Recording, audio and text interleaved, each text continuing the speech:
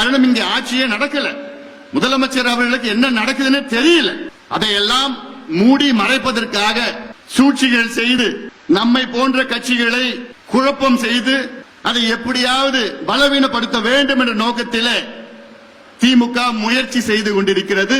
அந்த முயற்சி நிச்சயமாக வீணாக அவர்கள் வெற்றி பெற முடியாது, நிச்சயமாக வெற்றி பெற முடியாது. அதுல சமீபத்தில் நம்ம மிகப்பெரிய ஒரு மாநாட்டை நடத்தினோம்.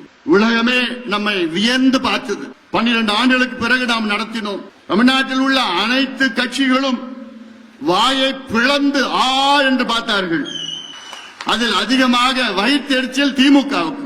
என்னடா இவங்க எங்கிருந்து வந்தாங்க, எப்படி கூடினாங்க, எப்படி அமைதியா வந்தாங்க, அமைதியா போனாங்க, எங்கேயுமே பிரச்சனை வரலையே, 10 மணி வரைக்கும் அப்படியே உட்கார்ந்தாங்களே, அவங்களே சாப்பாடு எடுத்துட்டு வந்தாங்க, அவங்களே பஸ் எடுத்துட்டு வந்தாங்க, காலையில 4 மணிக்கு தான் வெளியில போனாங்க, ஆனாலும் அப்பயும் எங்கேயுமே பிரச்சனையே வரலையே, எங்க இருந்துடா வந்தாங்க, எப்படி வந்தாங்கன்னு அவங்களுக்கு எல்லாம் புரியல.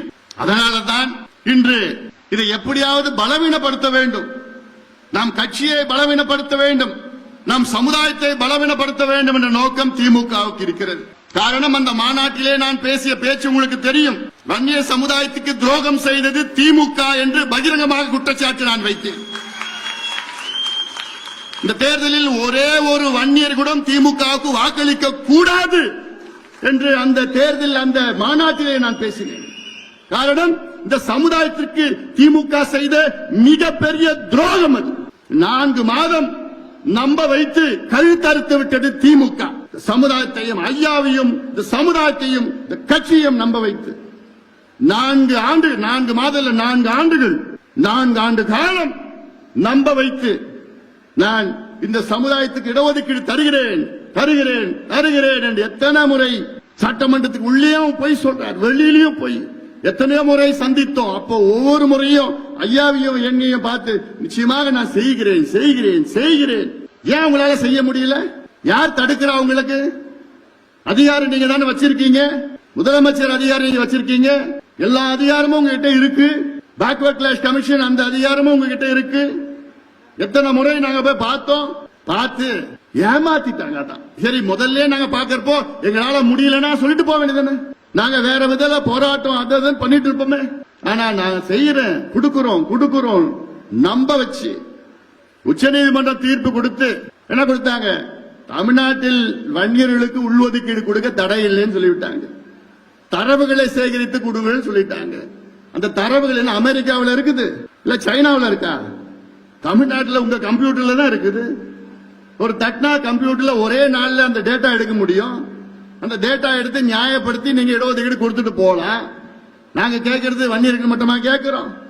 வன்னியர்கள் போன்று எத்தனையோ சமுதாயங்கள் இருக்கின்றார்கள். அவர்களுக்கு எல்லாத்துக்கும் சேர்த்து கொடுங்க.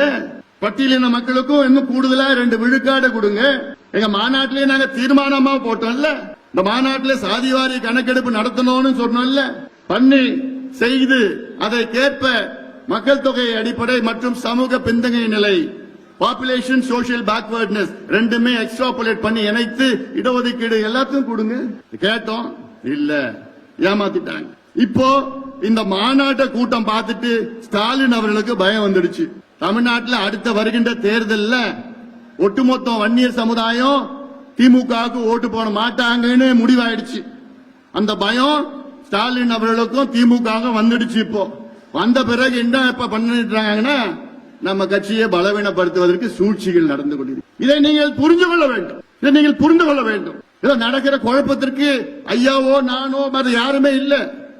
இதற்கு யாரு வில்லன்னா திமுக தான் வில்லன். நம்மள போட்டு தப்பான செய்தி, தவறான செய்தி, இவங்க இங்க பண்ணிட்டாங்க, அப்படி வாங்கிட்டாங்க, அப்படி பண்ணிட்டாங்க, இப்படி பண்ணிட்டாங்கன்னு இவங்க சமூக ஊடகத்தில் வச்சுக்கிட்டு நேரடியாக இப்படி செய்தி அவங்களுக்கு வேண்டியவங்க தொலைக்காட்சியில் அவ்வளவு பேர் இருக்கிறாங்க.